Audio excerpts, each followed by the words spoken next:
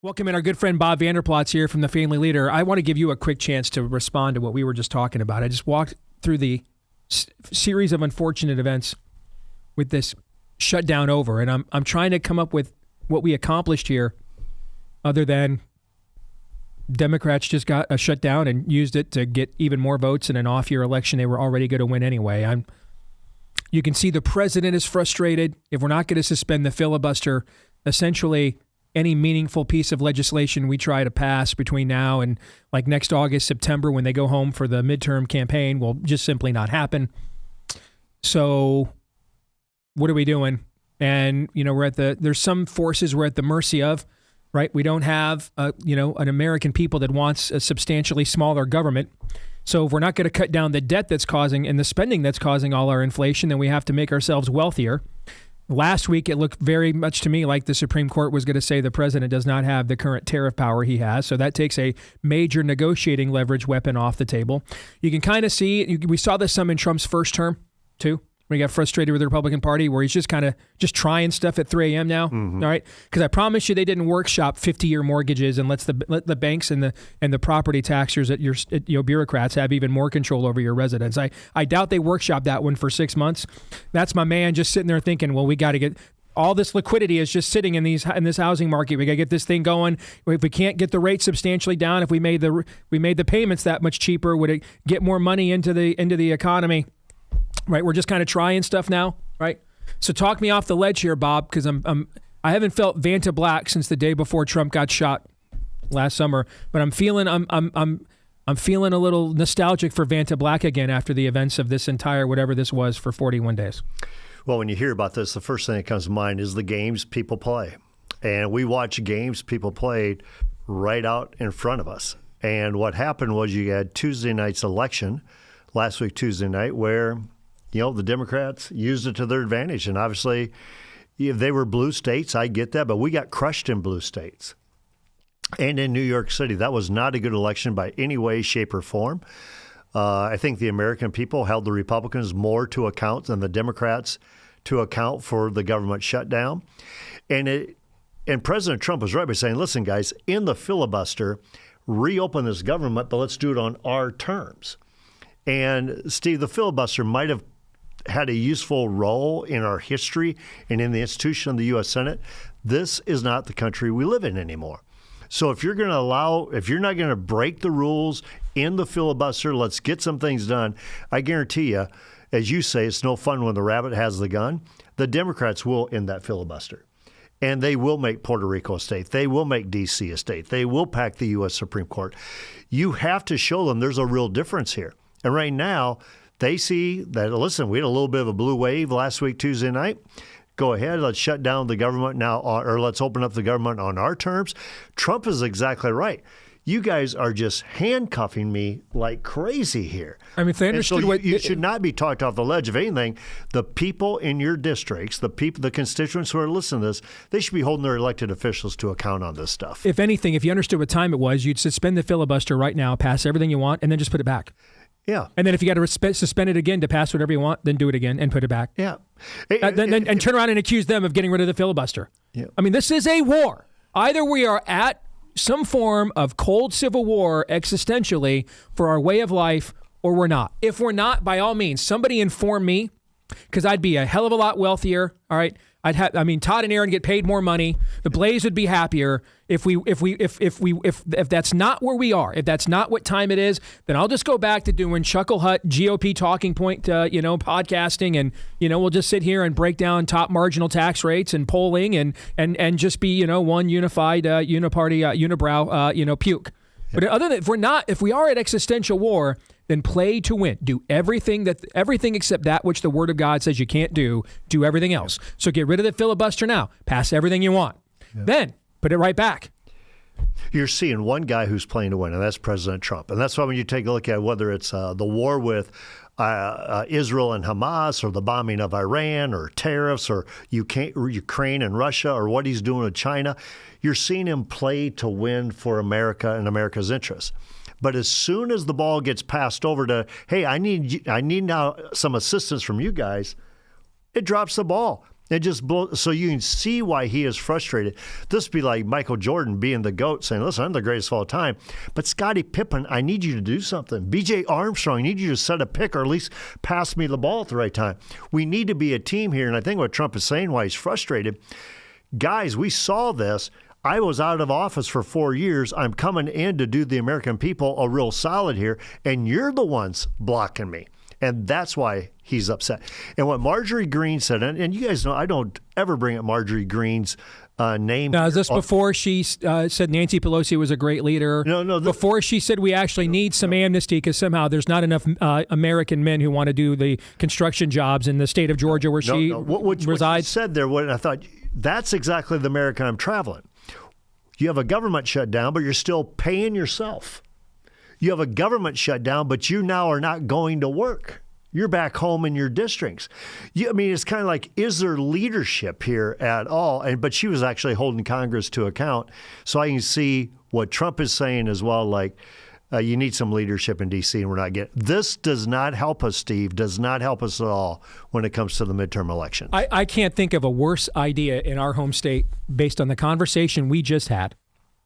I cannot think of a worse or dumber idea than saying, that's exactly why we should run a member of Congress for governor statewide. I can't think of, just based off the last 42 minutes of conversation we've had about the government shutdown.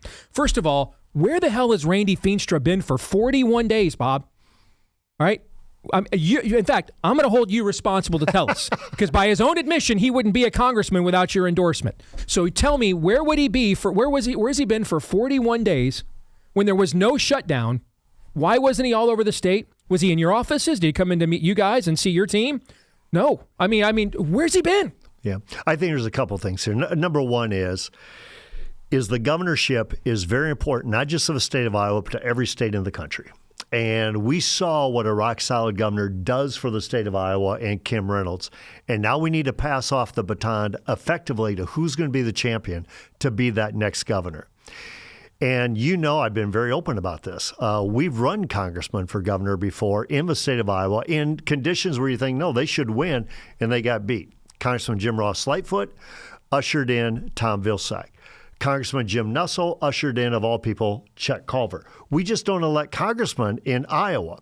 But if Randy believes he's called to be the next governor of the state of Iowa, he then, to your point, Steve, he needs to get out about and make his case and show why what he's done in Congress would be effective for what you're doing to be the governor of Iowa. And as you and I have talked about before, it's not so much if it's Governor Feenstra that we have the concern about, it's the candidate. Can you win? And I'm telling you what, if you don't show up, then you're not going to get the votes. There's some telling signs here. We talked about the Iowa State Fair straw poll. Right. I was going to mention this. The Iowa Standard is one of our popular kind of conservative counters, to the Des Moines Register op-ed page. They're doing an online poll. They've had over 2,000 people vote in this in the last week. He's in 5th place. Now, who are the people voting in this? Again, it's not a scientific poll, but that goes to our point. These are your activists. Sure. These are the people that are actually paying attention right now. These are the people that will go to the mattresses on moments when you're down, like right now. These are the people that carry your water for you. Moments when you sound the shofar and say we have to go to war. These are the people that crawl over broken glass for you. He's in 5th place. Yep. And let me be clear here. You've endorsed Adam Steen last week. We have not endorsed, and we don't plan to endorse for quite a while. We want to let this thing play out to see what's going to happen here. However, from a guy who's run for governor before, I took every straw poll serious. And the reason is, do you have grassroots support or don't you have grassroots support? Are you winning in Story County, Polk County, these different area counties? And we won every straw poll that there was.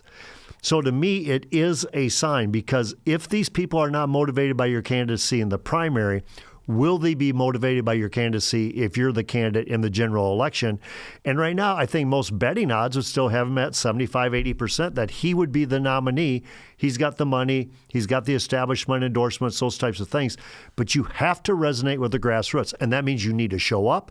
You need to have the conversation. You need to play to win, not just for you, but for the state of Iowa. Right now, we have no idea what kind of economic record we're going to have to run on. We have no way of knowing. We don't know if another single piece of meaningful legislation will be passed that our base cares about between now and next November.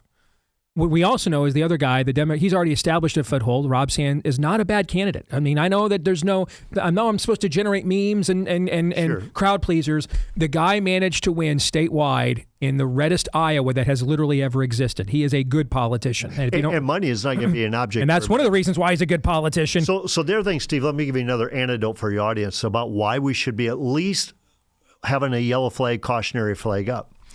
The TSA people, I travel a ton. I'm on airplanes a lot. I'm on an airplane again tomorrow. But the TSA people are saying, listen, the people have just been wonderful to us. Why? Because we're showing up to work. And so the passengers, the customers, they're being wonderful. She said, however, the passengers and the customers that we talk to, they are furious at Congress, because they're not showing leadership and they're getting paid for it, and they're seeing TSA agents and air traffic control that's not being paid, putting everybody's flight at risk or delayed or canceled.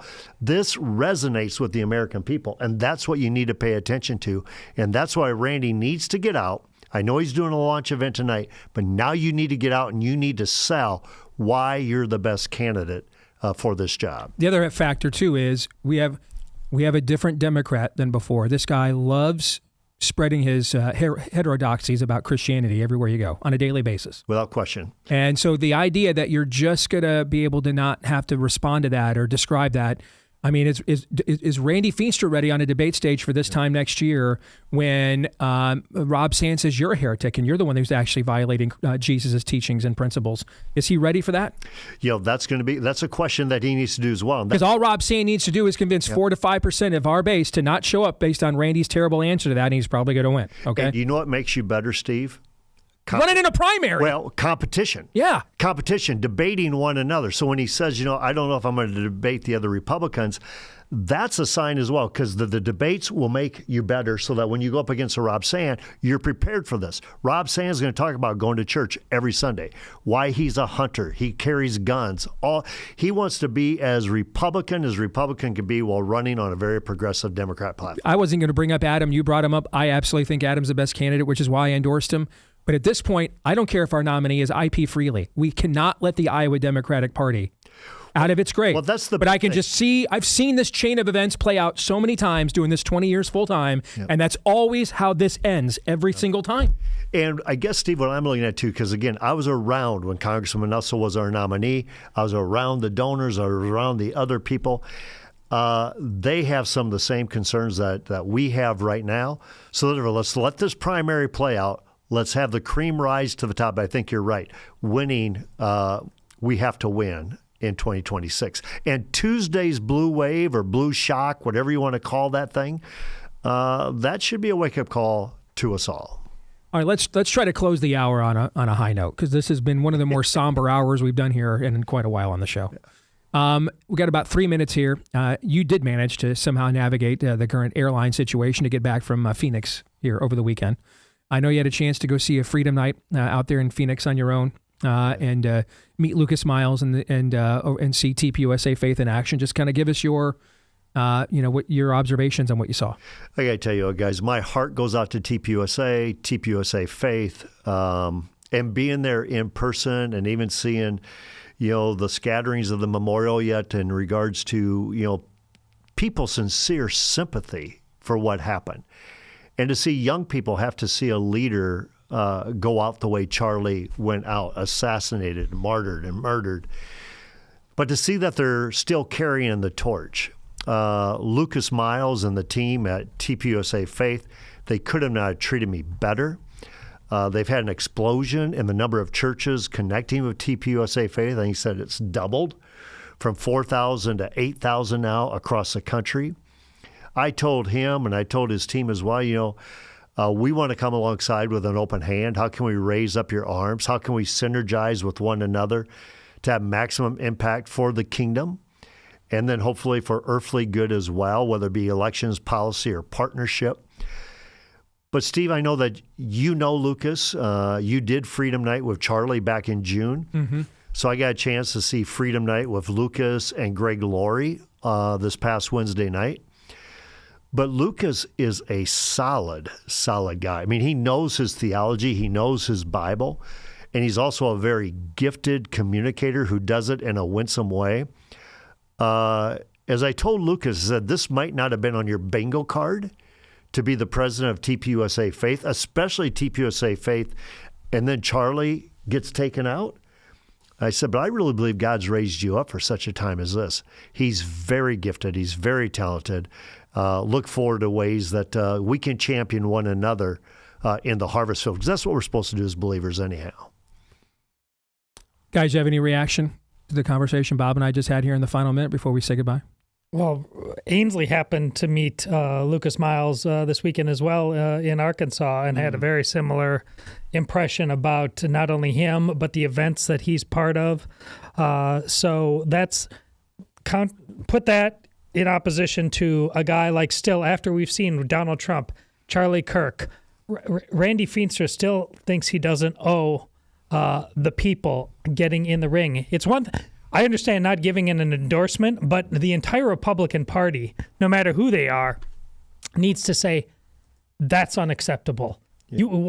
You owe us? We owe you absolutely nothing. Yeah. And he thinks after all this time in Congress that somehow he walks on water. No, you don't, Randy. Yeah. I think what Charlie gets and what I think Trump gets, and this is not about 30 seconds. This is not about a party. This is about the people. This is about the people of Iowa. This is about the people of this country. And that's why Trump's going to battle every day and saying, guys, give me the tools so I can be successful for the American people. And that's what you want in a governor to champion as well. Cheers, though, to TPUSA and TPUSA Faith. Thank you, Bob. Thank you. Hour 2 is next.